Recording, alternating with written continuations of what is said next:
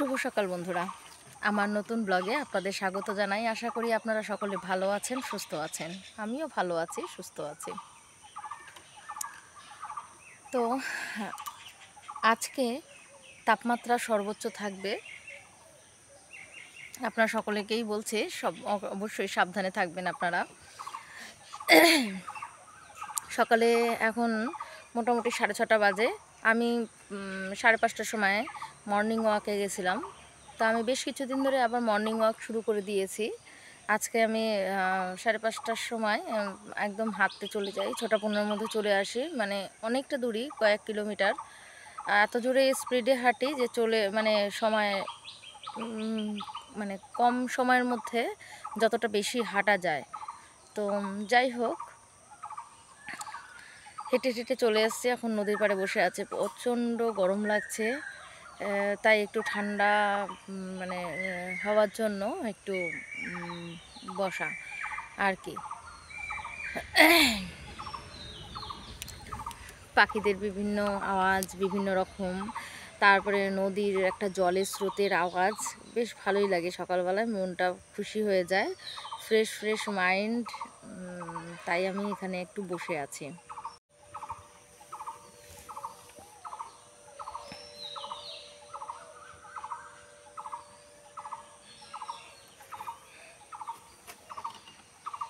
মাচাটাতেই বসে আছি,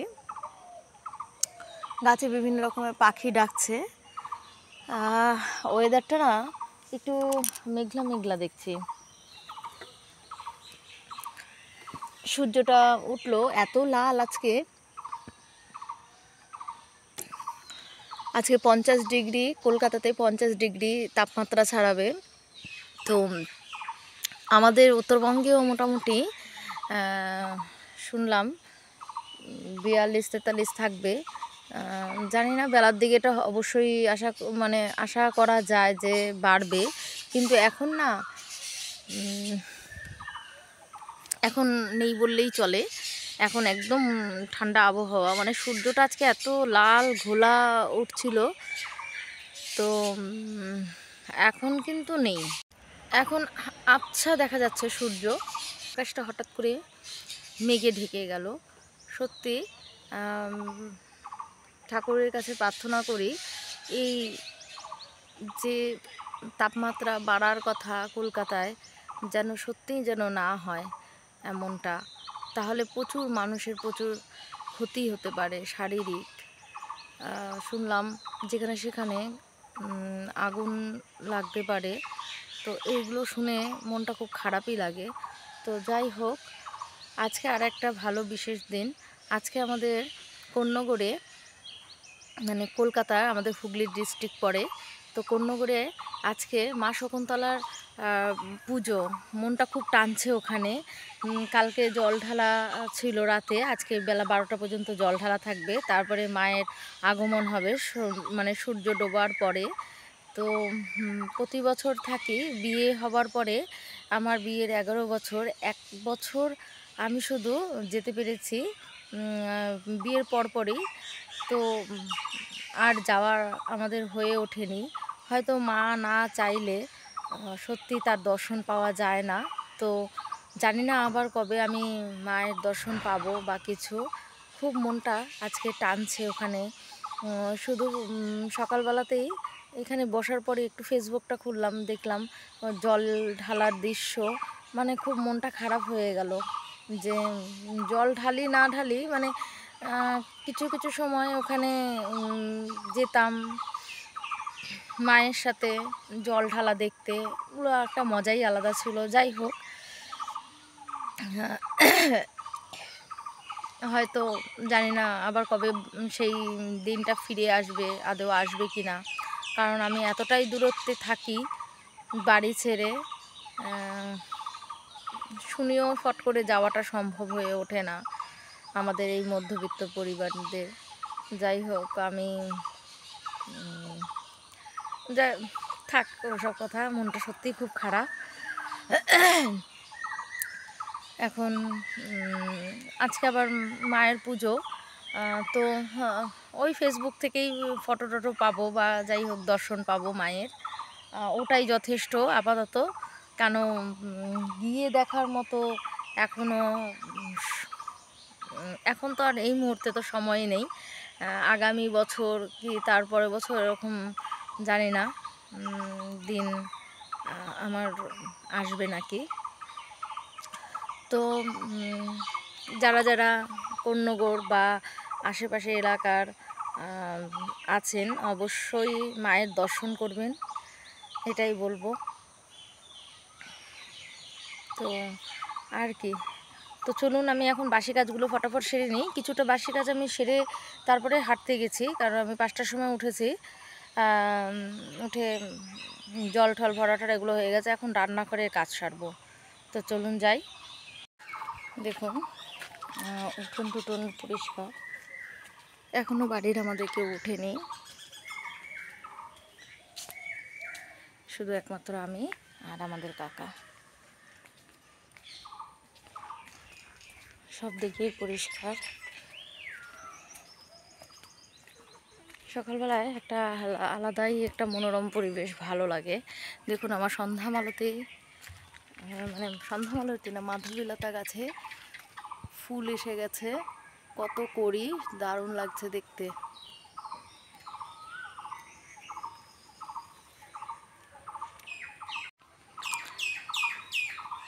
আমাদের কাকা ঘুম থেকে উঠেই মুরগি হাঁস সব ছেড়ে দিয়েছে। আর এই যে এগুলো হাঁসের ছোট ছোট বাচ্চা, তো এই দেখুন কাকা চাল দিয়ে রেখেছে কিছুটা, আর কালকে কিছু খাবার ছিল। তো যাই হোক, আমাদেরও মানে গুবলুর বাবার বাস্কেট সমেত ওই সামনেটা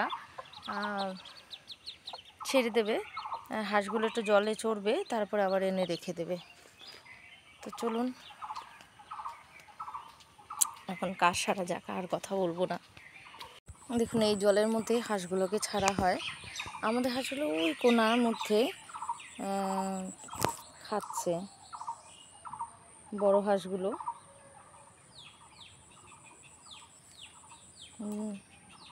কলকে ফুলের গাছটাতে খুব সুন্দর ফুল এসছে, আর ওদিকে রক্তকরবীতেও ফুল এসছে।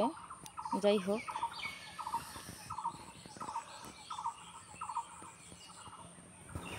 এখন চারদিকে গাছে ফুল আর ফুল। দেখুন চারদিকে শুধু ফুল আর ফুল, ভালোই লাগে দেখতে।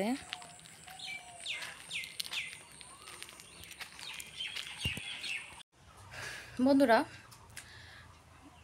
ঘরের সমস্ত কাজ বাজ শেষ।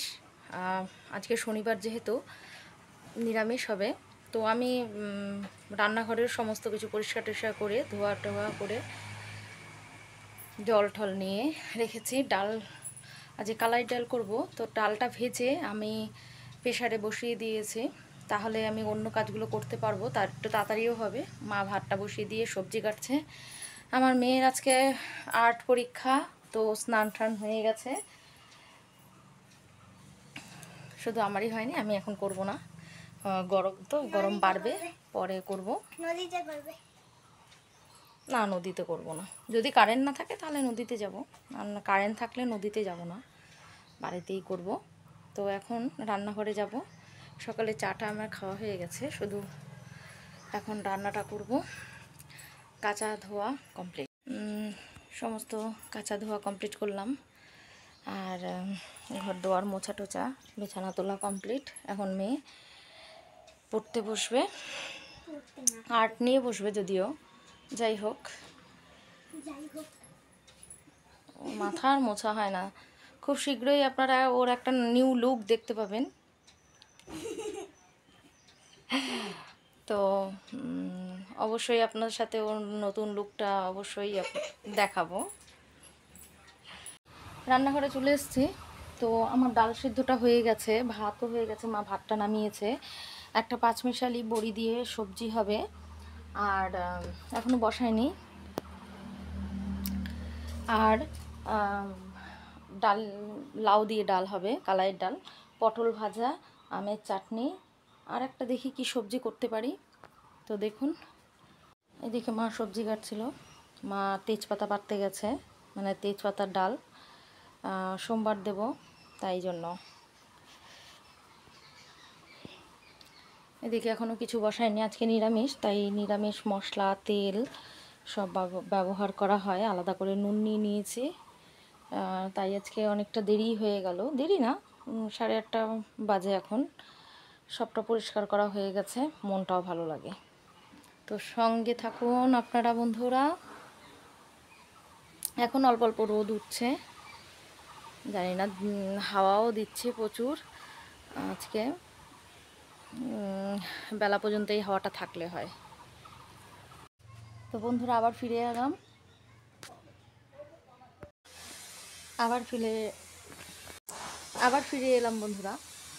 তো খাওয়া দাওয়া সকলের সব কমপ্লিট হয়ে গেছে, আমি আর মা রুটি খেয়েছি। তো ঘরের সমস্ত কাজ বাজ শেষ, রান্নাঘরে এখন আমি একটা জিনিস বানাচ্ছি, তো দেখাই। আজকে আমি একটু আমের আচার বানাবো। তো আমাদেরই গাছের আম পড়ে যাচ্ছে সব, তো এইটাকে আমি প্রথমে কেটে একটু হলুদ লবণ দিয়ে সিদ্ধ করে নিয়েছি। তো এখন এটা মোটামুটি অনেকটাই ঠান্ডা হয়ে গেছে। আর এদিকে 5 ফোড়ন, সঙ্গে একটু মৌরি দিয়ে দিয়েছি আর একটু বেশি করে, আর জিরা ধনিয়া দিয়ে দিয়েছি, শুকনো লঙ্কা দুটো দিয়ে এটা ভেজে ফেলেছি। এখন আমি এটা মিক্সিতে গুঁড়ো করে ফেলবো, তারপরে আমি আমের আচারটা বানাবো। তো এটা স্টক করে রাখবো চাইছি, কারণ গরমকালে একটু আমের আচার খেতে ডাল দিয়ে বেশ ভালোই লাগে। আচার রেডি, দেখুন খেতে কিন্তু দারুণ হয়েছে। আমি এক টুকরো মুখে দিয়ে দেখলাম। তো এটা ঠান্ডা হলে আমি বোতলে ভরে রাখবো। তো বন্ধুরা আবার ফিরে আসলাম।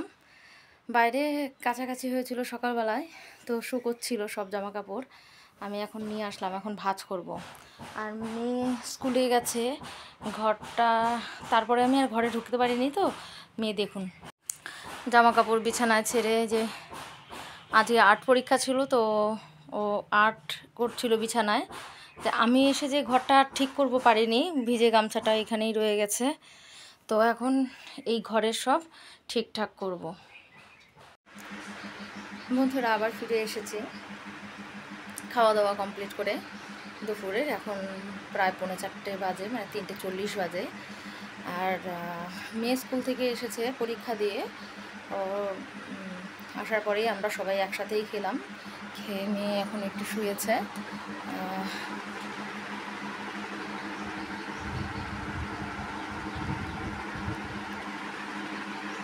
তো একটু পরে আবার ও পড়তে চলে যাবে, সোমবার দিন ওর অঙ্কের পরীক্ষা আছে, তো তারপরে সাধারণ জ্ঞান। তো এই দুটো পরীক্ষায় এখন বাকি আছে, বুধবার সোম আর মঙ্গল, 2 দিন পরীক্ষা হয়ে গেলেই ওর পরীক্ষাটা হয়ে যাবে। তো এখন আমিও একটু বিশ্রাম করব, তারপরে আরও কিছু বাকি আছে। তো চলুন বন্ধুরা, এখন প্রায় 6টা বাজে, তা আমি আবার ফিরে আসলাম আপনাদের সাথে কথা বলতে একটু। আজকে আমাদের পাড়ায় বিয়ে বাড়ি আছে। তো আজকে না, বিয়েটা হচ্ছে আগামীকাল। আজকে গঙ্গা নিমন্ত্রণ আছে, তো বলে গেছে ওরা যাওয়ার জন্য, ওদের বাড়িতে বাজনা বাজছে। তো মেয়ে পড়ে আসবে, আর সন্ধে হলে সন্ধেটা দিয়ে তারপরে যাওয়া হবে। দেরি আছে এখনও, মানে ওই 6:45-7টার দিকে হয়তো ওরা বেরোবে। ততক্ষণে আমার মেয়ে পড়েও চলে আসবে, ওকে একটু খাইয়ে নিয়ে যেতে পারবো। মেয়ে ছাড়া তো যেতে ভালো লাগে না, তাই ভাবলাম যে ওকে নিয়েই যাই। আর সোমবার পরীক্ষা, তো 1.5 ঘন্টার জন্য এমন কিছু ক্ষতি হবে না, কেন পড়তে গেছে, পড়ে আসবে, 1.5 ঘন্টা এমনিই খেলবে, পরে আবার একটু আমি নিয়ে ওকে বসবো। তো যাই হোক, এখনও সন্ধ্যা হয়নি, মাত্র 6টা বাজে, পাক্কা 6টা বাজে একদম। বন্ধুরা আমি রেডি হয়ে গেছি, আমার মেয়েও রেডি হয়ে গেছে। তো আমরা এখন গঙ্গা নিমন্ত্রণে যাব, কাকিমণি আসলেই আমরা বেরোবো। তো আপাতত আজকে এই গরমের মধ্যে একটা হালকা ফুলকাই পরলাম। তো সঙ্গে থাকুন।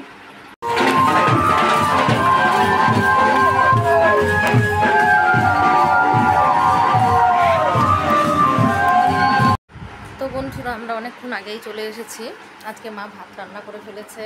এখন আমরা এই যে ঘরে আছি, 9:30 বাজে, খেতে চলে যাব। তো আজকের মতো আমি ব্লগটা এখানেই শেষ করছি। টাটা, গুড নাইট বলো। Good night. গুড নাইট, ভালো থাকবেন, সুস্থ থাকবেন।